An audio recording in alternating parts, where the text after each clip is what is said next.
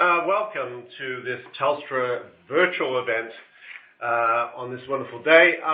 We're here to talk about the interesting issue of social media.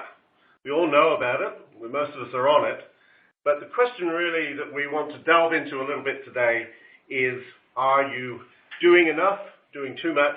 Should you scale back your efforts? My name is Peter Frey. I'm a journalist and a professor at the University of Technology, Sydney, and I'm joined with this wonderful panel of Laurel Patworth, social media editor, social media commentator and educator, I beg your pardon. Carl Narsons from Telstra, the digital lead of Telstra Premium Services, and the irrepressible Stan Relihan, recruiter, headhunter extraordinaire. Just before we hit the panel, I'd like to do a little bit of home maintenance. You'll see below you on the panel, on the toolbar below you, there's various ways that you can make use of this event. There is a survey. Please tell us what you think. Please tell us what you're thinking, and there'll be some questions going up. If you need to know more about the speakers, there's a bio, and there's also resources and downloads down there where you can listen to this panel again, and actually there's some links there for other things. But most importantly, there is a capacity for you to Q&A with us, to interact and send questions, which I'll chuck to the panel as we go along. So this is 55 minutes. It's all yours. Please enjoy. So where do we start?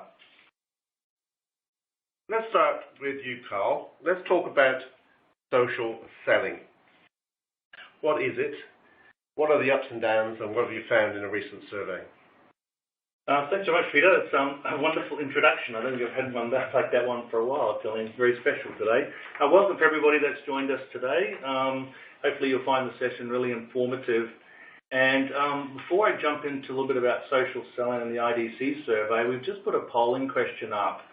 So we wouldn't mind actually just finding out from you what you've actually found. Sorry, I had the wrong question up. That's my fault. The question was, what best describes your persona? So it just helps us for this presentation today to actually be able to tailor a little bit to actually who you are and what you do. So if you could just sort of let us know very quickly, and then we'll push the results.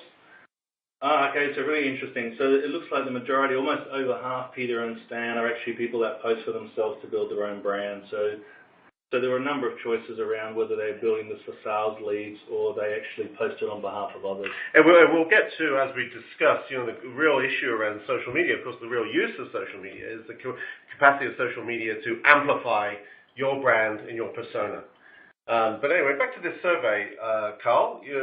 Social selling, using social media to basically grow your business. Yes. So the IDC survey was finished around about March of this year. So I participated in the survey where the survey went out to around about 3,000 Australian-based companies and some in the Asia Pac as well. If I had to best describe them, it was sort of in the medium to enterprise space, although there were some participants in small business as well, but predominantly it was medium-sized. So the whole background of the survey was, what are the sort of behaviours that users are experiencing or they're showing when they're looking at vendor sites regarding social media. So this was more on the buyer side. So this isn't about, the research wasn't about how we sell to buyers, it was more about what buyers are looking for from their social experience. Yeah, okay, that's interesting. I mean, a key point, clearly. So it is. So it was, and it was also tied into social selling. So there were a lot of qualified questions asked because these are generally people that participate in the survey who understand what social selling is about. They understand that social is being used to communicate ideas, new concepts, and information that can help them with their business. So the broad impression I get from the survey is that people want to be engaged with social selling, but there's a little bit of debate around what to use, how to use, and when to use. Did you get any insights around that? We didn't especially get into the detail about what type of platform they used. It was more about the behaviours that they showed on the platforms that they used day to day. So there was a little bit of information gathered, of course, about whether they use LinkedIn or Twitter or Facebook, etc. But it was more about, okay, how do you actually use them?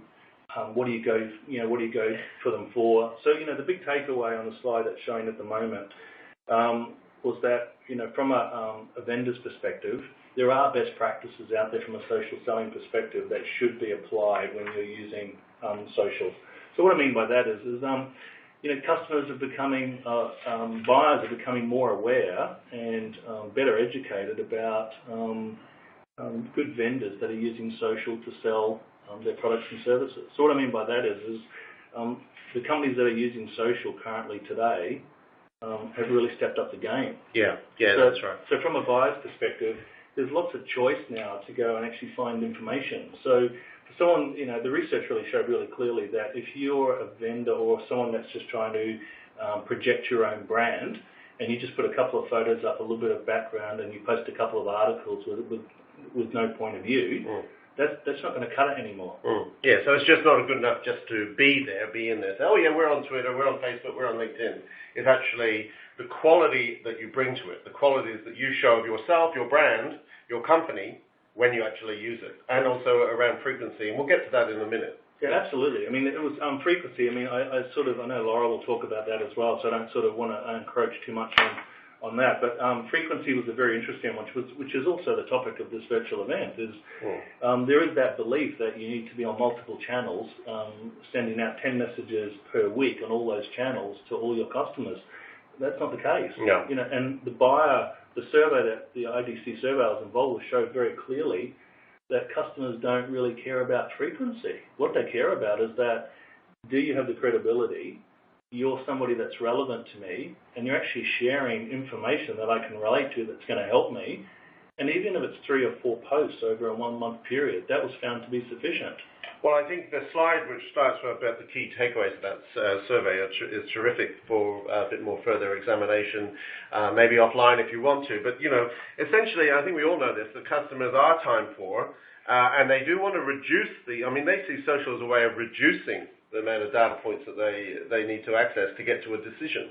Yeah, they are. So that's, before I get to the key takeaways, the slide that I've got up at the moment, which really talks about high expectations. I know it's a very detailed slide, but as Peter mentioned before, you can actually download this presentation from the bottom of the toolbar.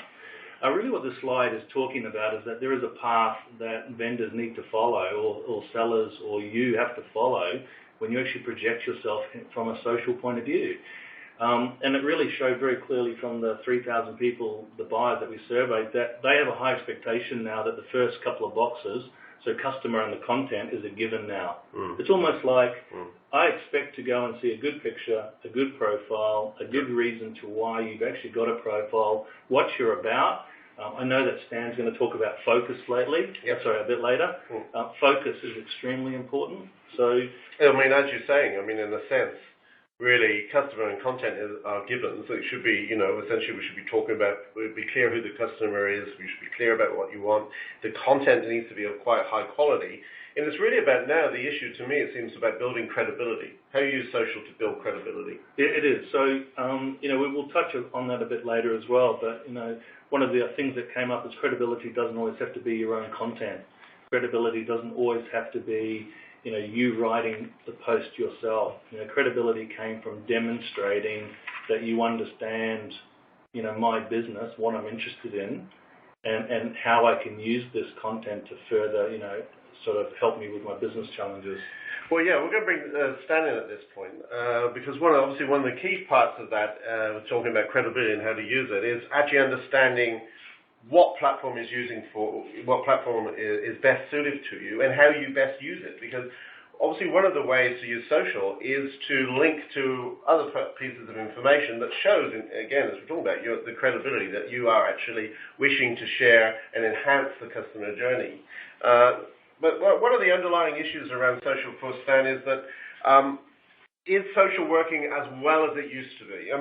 One thing to bear in mind here, I think, is that social media as a phenomenon is a very recent thing. Facebook is a dozen years old. Twitter, not really 10. Snapchat, 5 years old. So these are evolving platforms, aren't they? And so, as an early adopter, you would have some insights. But now we're past that phase, aren't we? That's right, yes. Because, well, look, when I've been using LinkedIn as my primary social media tool since 2006, and back then it was very much an early adopter. So in the first year or 2 years, there probably wasn't a lot of real benefit for me because there were so few other users. And then there was a lovely little sweet spot for about 3, 4, maybe 5 years when I really had a big advantage by having started earlier than others. And then, of course, now, with everybody on there, that benefit has largely disappeared. There is a small benefit of having a lot of connections and relationships with people, but it's largely lost because there's so much content out there. There are so many other social media platforms that have popped up now as well, and it really becomes a real task for anyone to keep on top of them all. And it really can be a bit of an overload for the poor person who's trying to do their day job as well as promote themselves in a social media context. So we'll touch on that. This is a very good point. So how do you go about, and Laura will also have something to say about this in a minute, but how do you go about sort of deciding which one is working and when? Well, ultimately you have to decide which platform you're going to use and why. Yes. And different people have different platforms that work better for them, depending on what market segment that they're in. I think the 3 key platforms for business, though, are probably LinkedIn, Twitter, and YouTube. Mm-hmm. YouTube is a great channel. Many people use it as an auxiliary channel to having video embedded on their own websites and so forth. But for me, LinkedIn is particularly useful because it is the #1 business-to-business platform.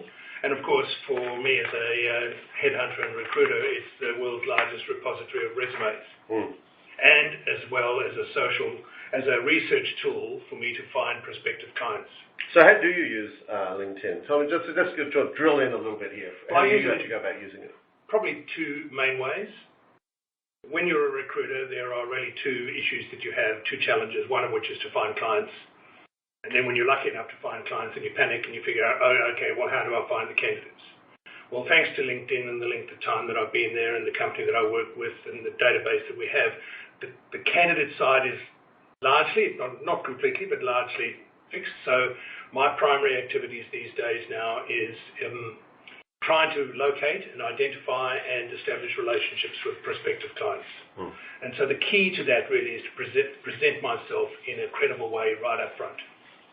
But also, it's because of the client factor, there are many, many hundreds and maybe thousands of recruiters out there as well. It's very important for me to identify to the prospective client what it is that I offer that's different from others. So I can't just say, look, I recruit, whatever it is. Yeah, you're just one of many, yes. That's right. So I've continuously adapted my market sector, if you like, to the demands of the market, and that's changing all the time. And as of July 1, I'm now focusing entirely on contractors with a particular focus on the defence-cleared security. So just going back to that, how do you express that in LinkedIn? Are there any tips, actual very practical tips for words to use, type of content, those sorts of things? Well, the very important thing right up front is to have a good and strong headline that immediately identifies what you do. And modestly, I identify myself as Australia's leading headhunter for mission-critical Australian defence-cleared personnel and contract roles. Yeah, well, we've all got a brand, right? That's very clear what what it says on the box. And how do you use social to? So that's the sort of, if you like, the public face, the entry point. But then you have to deliver on that. How do you use social for that kind of delivery side, the second part? Well, the important thing to realise is that social media is, in fact, a lot of people forget this, but it's a parallel to real life. And it's so easy these days just to click a connection or reach out to someone or send a text or whatever, but nothing beats building a genuine relationship. So connecting with LinkedIn is the first step, really. Whenever possible, and quite often a lot of people will be good enough to provide their telephone number. Obviously, when you connect to someone, you've got their email address, but it's not the same as being able to give somebody a call and saying, thanks for accepting my invitation. Are you free to maybe catch up for coffee or a meeting so we can have a bit of a discussion and get to know each other better? Because obviously there must have been a little bit of interest in the first place for people to say, who is this person? Oh yeah, I'll accept that invitation. Take it that one step further. And if you don't get response the first time, be persistent. Right? People are busy. I mean, I'm sure we've all been in a situation where we've had emails that are sent to us and we've overlooked them in the screed of stuff that comes through every day. So that LinkedIn is lower down on your priority list to your personal email. Some, like me, have actually disabled LinkedIn emails. I have to go to LinkedIn to check those messages. So if you reach out to someone and they ignore you, they may not really be ignoring you. They may have just thought, yeah, I'll get to that later. And then something else comes up and something else comes up, and it was a week later. So remind them and say, just following up on my previous message, I'd like to make contact with you. If after 2 of those, maybe 3 if you're really persistent, it doesn't work, and you don't get a response, then look at who you know in common. Ask for an introduction. Indeed, yeah, because that's the whole point of a social network, right? That's right. Yeah. And if you're smart, you may get an introduction from more than one person. Yep. If I could, that's an interesting point about the time. I mean, the IDC paper actually showed that up as a real key takeaway, even though we actually weren't looking for it. That time is, everyone knows that customers are time poor, and you hear it all the time, you know, on time poor. But it was interesting how the lack of time is driving their behaviours on the use of social. And I think with the increase now of really good quality content and really good quality profiles, you know, people have become, you know, I don't want to say social snobs, but they have such a high expectation. And going back to Stan's point, you know, they will come back to you if you've got a really good profile. But time is a really key factor now in their behaviours. So I want to find it quickly. Yep, and I want it now. I want it now, but I actually want it from somebody who actually I think is relevant. So bringing in Laurel. Laurel, how are you? I'm good, thank you. How are you? Yeah, great. It's great to hear your voice too. So taking up on the sort of conversation so far, central question, social media, how do you best use it to add value?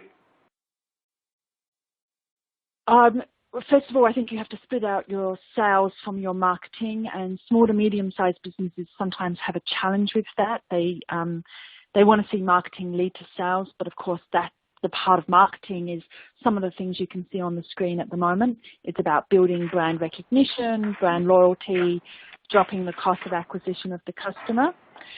With the soft ROIs on the screen, I just want to point out, although these numbers are a little old now, and some of them are from an old IDC study, they actually back up the stuff that we were talking about earlier. I think Carl on slide 8 talked about, what was it? Buyers are 57% down the decision-making path before they buy, and that drops your cost of acquisition of your customer dramatically because they basically walk into your retail store or they call your B2B consultancy and say, I've done all my research on you, I know what you do, this is what I need, can we talk about it? So you don't have to educate them as much, and that cuts down time, that cuts down a lot of the issues that you have. But to go to Stan's point, in order to do that, every company has to become a media company, meaning you need to have good quality content that solves the customer's issues rather than just buy now, special offer, coupon. You know, that works for coupon companies, but it's not so great if you're an accountant. So it's really important that... So examples of good quality content, there are many, and I guess also it fits to what platform you're planning to use. I mean, your good quality content on YouTube, for instance, is different than, say, how you'd use Twitter. Not necessarily. No, you don't think so? Okay. No, absolutely not. And I'll tell you why. Facebook has 1.7 billion people on the platform, so people go, oh, that's a large platform, you have to do broadcast. But what they forget is that Mark Zuckerberg said we don't have 1.7 billion people on our platform, we have 1.7 billion networks. So you always think about, you know, YouTube can be for fluffy cat videos, or I think it's Harvard has put up every single lecture recorded up on YouTube. So who is YouTube for? Is it for people who like fluffy cat videos, or is it for potential doctors and lawyers in the future? So always think target audience on a platform. Don't think generically about the platform, you know. Yeah. You can go against what people think that the platform's for too. And that's a great point, and just bringing in the rest of the panel, but staying with you for a second. Of course, the great innovation, if you like, of what is social is that we do now know the analytics. We do have clear insights about who's using us, why they're using us, when they're using us, and for how long. And that is a whole new world, really, isn't it? Yeah, I think, I forget who was attributed as saying it, that 50% of marketing and advertising works, but we don't know which 50%. That doesn't work for social media marketing. In fact, the issue for social media marketing is if you download any of the analytics from the Twitter analytics platform or Facebook, I think the spreadsheet's about 82 pages.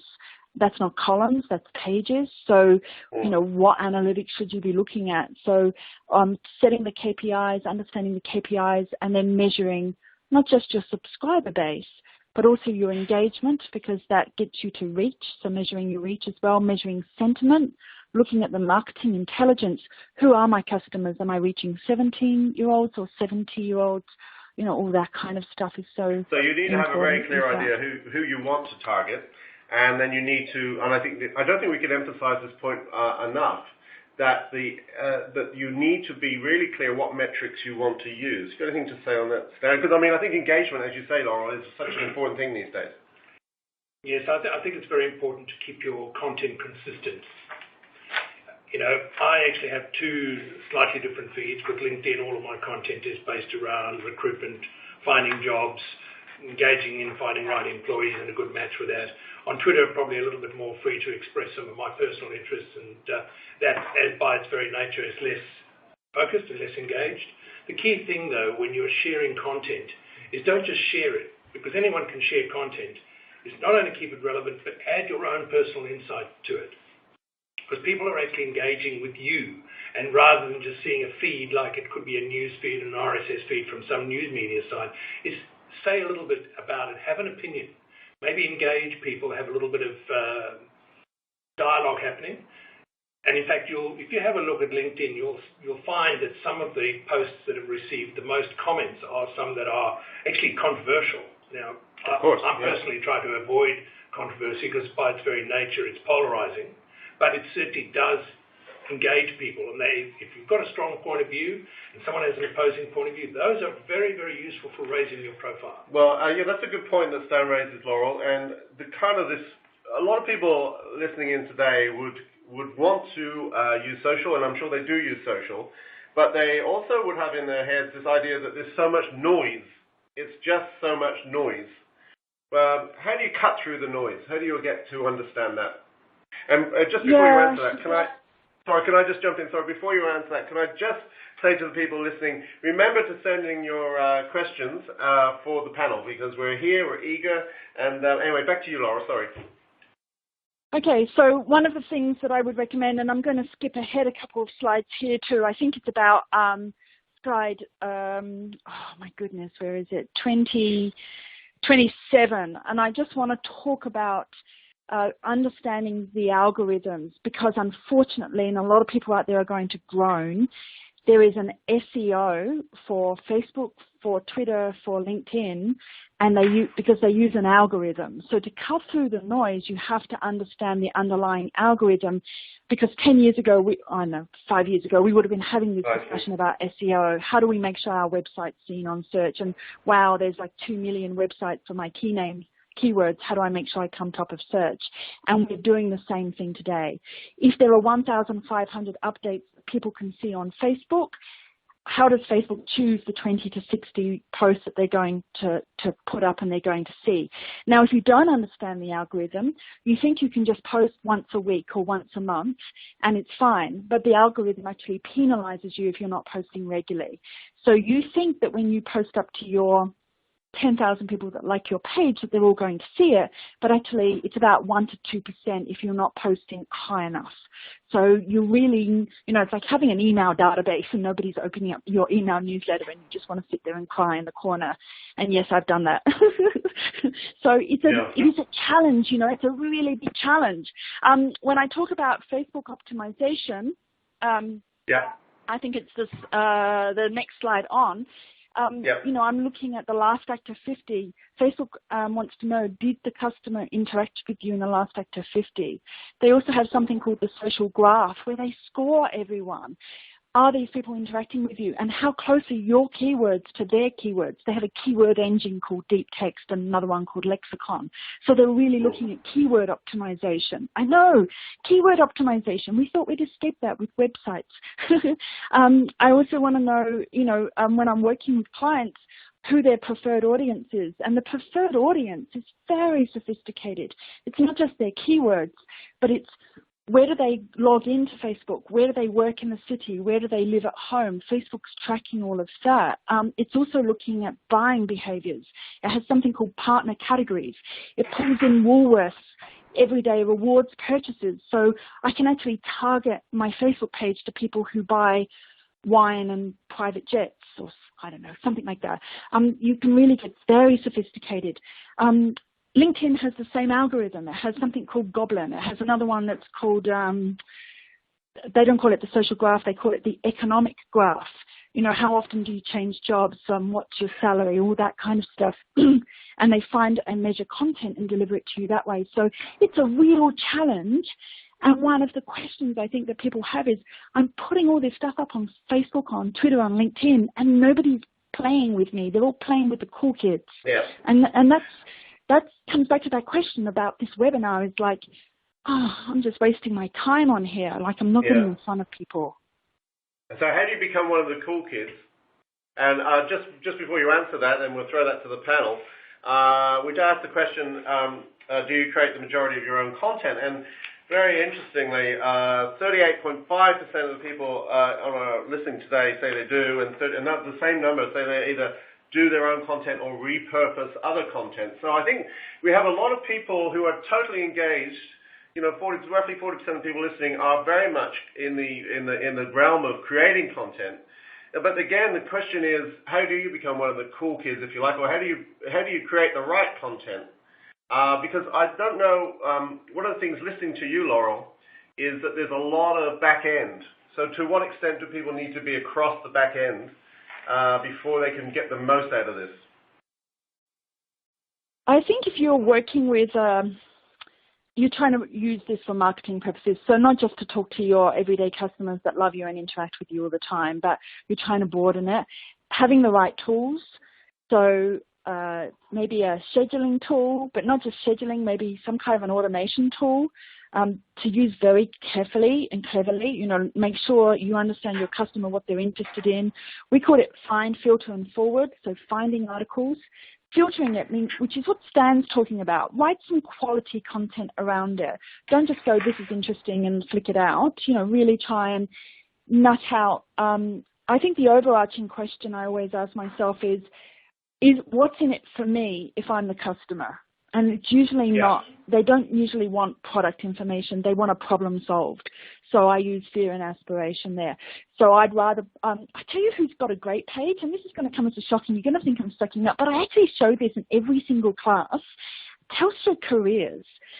They put up, I think they do what I call jab, jab, jab, right hook. Actually, it's not me. Gary Vaynerchuk came up with it. And jab, jab, jab is find content, find content, find content.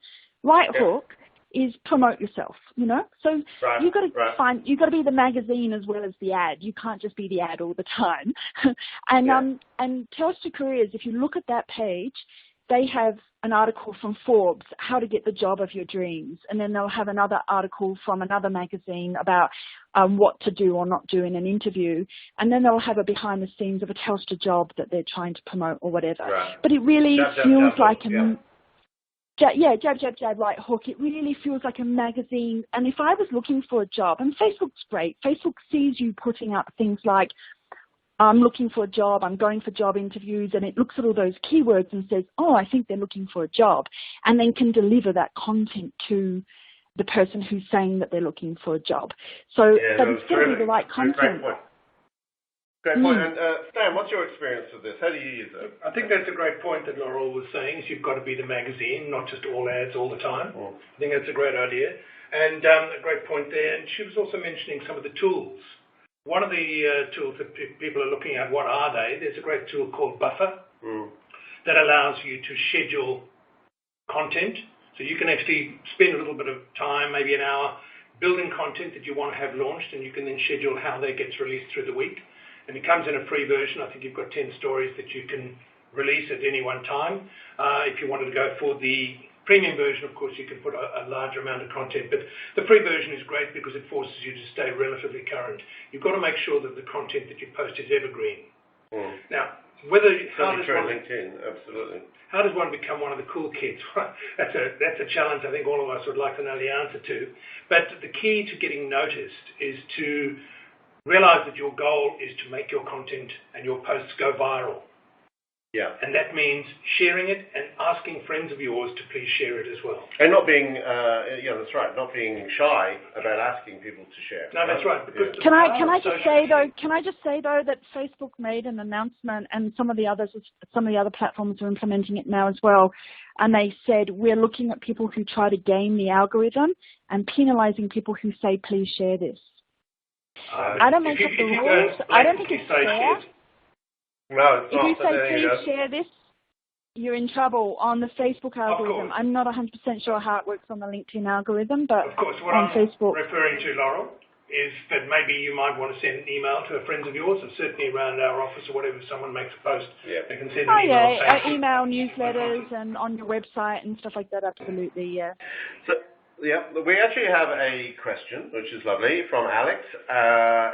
It cuts to the point of today, really, which is, the question is, does social actually work for sales leads? Carl, you got a shot at that one first? I was going to say, my first response is depends. But, yeah, well, that's kind of true as well, right? It is. The IDC research was really focused on the B2B market. So retail is very different. So from retail where, the final buyer is looking at, let's say, a social ad, and they have an interest in the product, and there's an option to buy it, there's very little barriers in the way for them, apart from getting the credit card out, clicking on it, and actually buying the product. So it's a little bit different. Right. B2B was a bit different. The research showed predominantly that social is not being used as the final decision for buying a product or a solution. And that's because there are multiple decision makers in But it B2B. brings the leads in, though.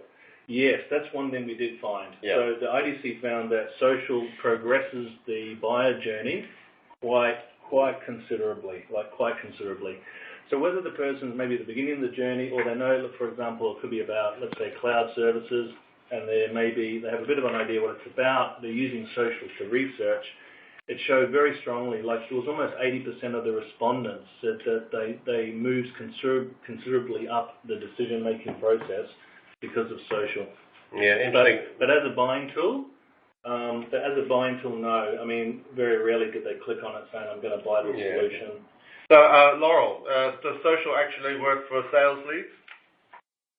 Oh, absolutely. And really it works better for B2B than it does for B2C. I'd rather take on an accountant or a lawyer or some sort of company like that than I would try and sell FMCG toilet rolls or Skittles or something. And part of it has to do with loyalty. I can, if I'm working with a small group of entrepreneurs or a small group of small businesses online, I can find content till the cows come home that they're interested in. It's actually really hard to tell brand stories through Coca-Cola and Skittles. You have to do a diffusion kind of deflection storytelling mode. And storytelling is so critical to this. But I just want to point out something. We're talking about pushing leads out here. If you go to the slide which is called The Future, about 28 or 29 if you're listening or downloading the slides, I talk about the matrix and big data. So there's a tool called Crystal Knows that you can put in, and I spoke and presented this at a Chief Procurement Officers Conference. You can put in the procurement officers for major companies, and it does a big data analysis of their social profiles and tells you how this person likes to be communicated with.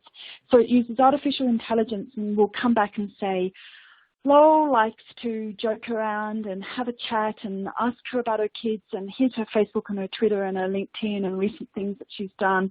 This is how you should speak to her. Or they might say, Carl likes dot points and wants to be, and this is all done, by the way, by artificial intelligence. It's not done, it's using deep text. It's not being done, there's nobody sitting there looking at your stuff and analysing it. But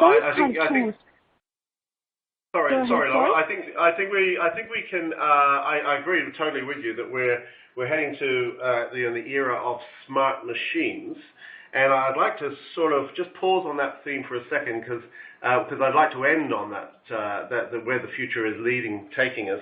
A couple quick questions. Yeah, I always jump ahead. No, that's fine. That's great. And, this is a free-form event, let's face it. But a couple of quick questions I wanted to chuck into the mix. One from Gavin. How do you make your content stand out from clickbait? I think that's a fantastic question.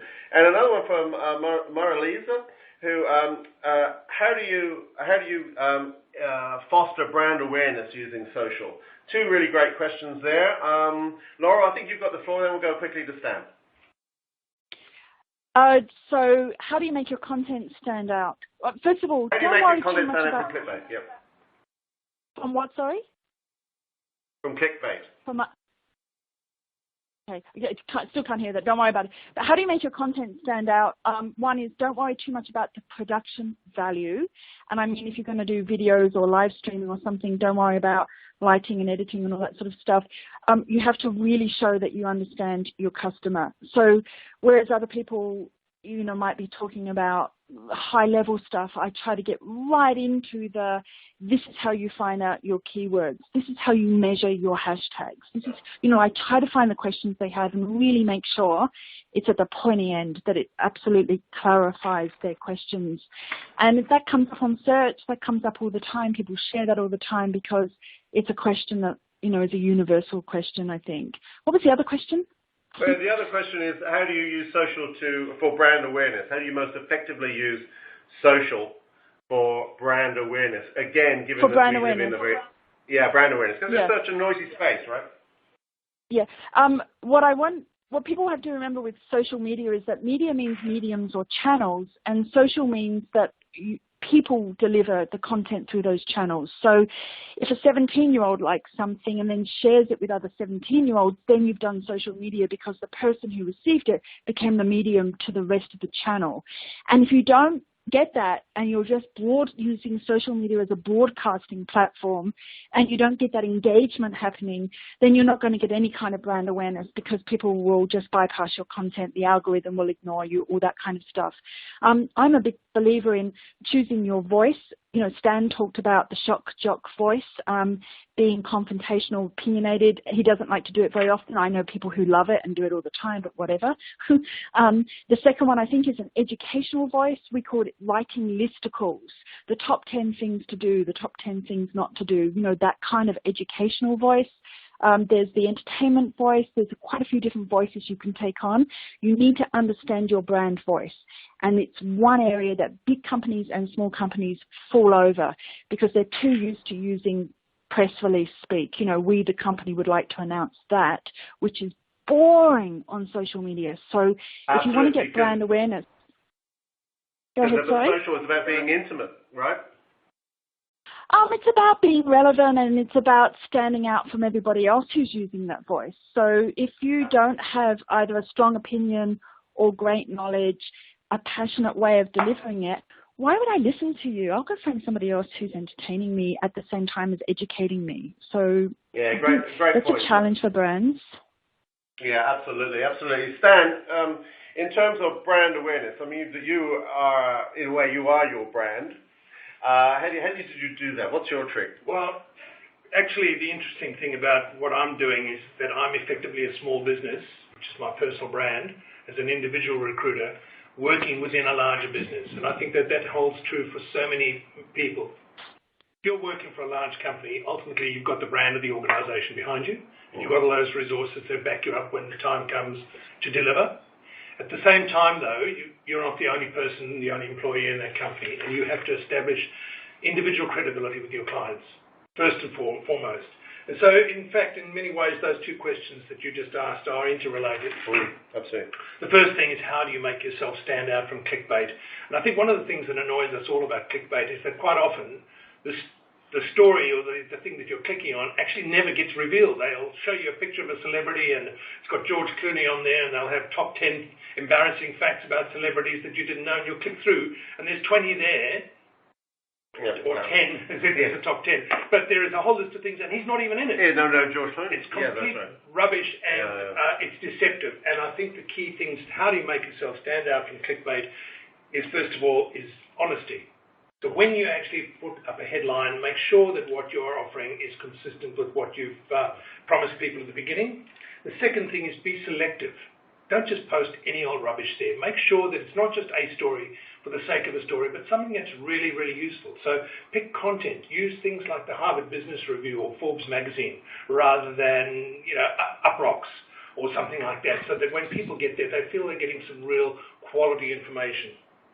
And really that goes to the second question, because it's all about branding. If you are consistent, quality, focused, you'll get a brand image and recognition from people that this is a real professional that I can rely on to give me quality information.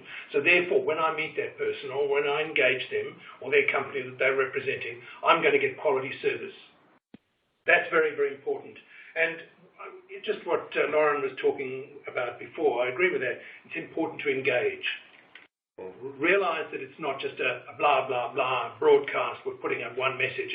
We forget that there is a back channel where people will respond. So if you post some content and someone makes a comment, some of the most effective posts I've seen is when the person that posts it replies back. So you're engaging a conversation within a broader conversation. So there may be 100 people posting comments, but one person's made a response. You reply to them individually. Now others can see that reply and they may choose to join in, but you're actually having little conversations within a broader one. It's like being at a dinner party and there's 10 people there, but you're having a conversation with the person next to you or across from you. Well, just on that point though, from a business point of view, if that could soak up a lot of time, and time is money, as we know. So how do you put the ROI around that? Because are you suggesting, Stan, that we should have a conversation with 100 people at the same time? Well, you can't talk with them all at that one time, but you can actually put out a message. 100 people can choose to respond. And you need to respond to them. But I would suggest if people are responding, that's what you want. It's probably worth taking the time to write one sentence. Or thanks for responding, I agree with you, or what else do you think, and ask another question to stimulate that conversation. It doesn't take a lot of time. Remember, this is the pinnacle of what you've been working towards. You found some content, you've posted it, you put it on, you've got a response. That's the time to reply. Absolutely. Because you're actually achieving your goal. So don't just sort of post it on and go, oh, look, I've got 37 comments, and ignore it. Those 37 comments are the most engaged people in your network. And you agree with that, Laura? I do, and I was just going to say, I have a problem because I've got about 250,000 followers online, but because I have a high engagement level, which I think is 8 times, it can reach, I think the old numbers were 6 million, it's closer to 8 million people a month now. Now, if they all come back to me, and they do, and I've got lots of students online asking me questions, I've got people just wanting to discuss stuff, I can't possibly follow up on all of them. So I follow the Malcolm Turnbull method. He looks at all of them. He picks the one, you know the old adage, answer the question you wish the press had asked, not the one that they asked. Yeah, Find the I question know it well. Find the question that is the one question that you wish somebody had asked or that is close to it, and then answer that one in depth, and then choose some of the others and respond to those, and then I have to let the rest of the river flow past. I can't possibly, I'm not a big bank that has customer service teams on Facebook and Twitter and LinkedIn and big walls with all of their data flying around all the walls. They've got war rooms. I'm just me and a little assistant who gets overwhelmed as well. So we just choose to step in and step out. I will say a good quality monitoring dashboard, and I'm not talking about a Hootsuite here, which is a Me Media one. I mean something like Sprout Social with the Feedly plugin and the Buffer one. Allows you to bring in the top 100 searches so that you can see all on one page everything that's going on. You can also do find, filter, and forward, so you can find those articles that you don't want to create yourself. You can filter them, meaning put a wrap around them and choose what platform they're to go out on, and then forward them on and schedule them on. And you could literally do that in like 20 minutes on a Monday and set it up for the week. But don't let it go without checking in. Like, this isn't a set and forget. This is an engagement thing, Don't be like my friend who put up a blog post and then went on holidays for 2 weeks and didn't check in, and every media outlet, Washington Post, Times, was trying to get in contact with her about her blog post, but she was oblivious to it because she put it up before she went on holidays and ignored it. Right. Yes, it's not the cleaning, is it? It's not doing the housekeeping. It's actually something that's more essential than that. Yeah, and the return on investment, it's so interesting in classes because everybody wants to know the return on investment. And one of the slides has up there how much a tweet is worth, how much selling an event ticket is worth, and all that stuff. That's great. But it's the little shiny faces of my students who say, I had these great conversations with customers. And particularly marketing, a little less so customer service, who knows what's what because they're on the pointy end all the time. But marketing in particular, get all kind of excited about the fact that they're talking to live customers, they're having ongoing conversations with them, they're understanding their deeper issues, it's helping them with unique selling points and positioning in the market and all that kind of stuff, because they're really having real conversations with real people, not just focus groups, surveys. Yeah, it's a different thing. Just on the ROI question, I mean, I get asked, a lot of the people that I look after in the organisation I'm with are salespeople. So they predominantly rate their success by how many people respond back to their posts. So, I mean, there's things like likes and comments, but they're really interested about, what people think to start a conversation. And they always get really upset when they come and see me saying, I had this amazing article, I only got 4 people comment. It was dreadful.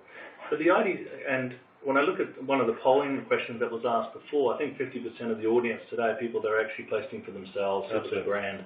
So you'd be very interested in trying to get conversations going. But the IDC research actually found that people came back to the time thing again.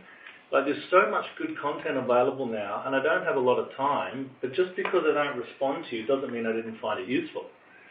But that's going to put a lot of pressure on, marketing organisations or people who are trying to, build their company brand when, maybe the measurement tools today can't fully, demonstrate whether there's success or not. Interesting. So that was really interesting. So people are going, oh no, social's not working, people are commenting less. That's because there's so much more content and they've got less time, but the use of social is higher than it's ever been. It's not really an option, is it? It's not really an option. No, so there was a question asked before. I think the technology is also tough. So, I talk to even small businesses about setting up a remarketing pixel, whether it's a Google one or Facebook one or whatever, which means when people click on an article, come to your website, read it, are interested in that product, that when they go back online, they'll get ads for that product and a prompt to come and buy it. You've seen that sort of stuff. It's a bit stalkery, but we're getting used to it. But they go, I don't know how to do this. I don't know how to set it up. And I went to an agency and they wanted to charge me a fortune for it. And it's tough because I think social media democratizes media, but people aren't used to doing media buys. Small businesses don't have a media buyer at hand, and they have to learn all this stuff themselves, which is why I'm so passionate about education. But it doesn't take that long to learn it, really, does it? It doesn't take that long to learn it, no. But it does because they change the rules every 2 seconds, and if you don't have a monitoring dashboard with all the rule changes on it, you're going in there trying to do stuff, and then you get this big smack that says you're breaking Facebook's rules. If you break it one more time, they'll take your page away from you, and it gets very scary out there. Just on that point, and Sam raises this, and it's a very fair point. Maybe so we've got about, by the way, everybody, we've got about 6 minutes or so left. So, if you've got questions that are burning, don't hold back. Just quickly, Laura, on that point, how do you go about getting a monitoring dashboard? That's kind of a very basic, but I think very useful question. Secondly, we're then going to go on to Stan. I think we're going to talk about your takeaways from social. And then, Laura, I'd like to get back to you and just a few pointers of where this whole crazy mess is going. So, just quickly, how do you get a monitoring dashboard? How do you use it? Okay, so the first thing I would do is I would use something either like NetVibes or Feedly, and I would find the top 100 blogs for my industry, the top 100 journalists, if there's that many for my industry. I'd find top CEOs around the world. I'd find academic researchers, people who write books, anything like that, and bring it all in so I've got good quality content that I can share at the drop of a hat.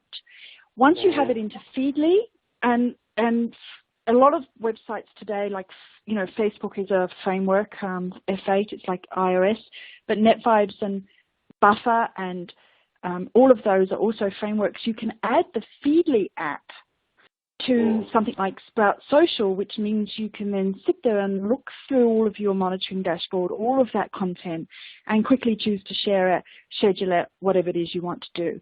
Now, I've put up a link on the thingy for a complimentary access to the Facebook optimization course. So if people go there, I will actually add the videos in. I hadn't thought of doing it, but I will do it. I'll add the videos in that walk people through screencast how to set up a monitoring dashboard for free, because I think there are some high-end products, $40,000 a month ones.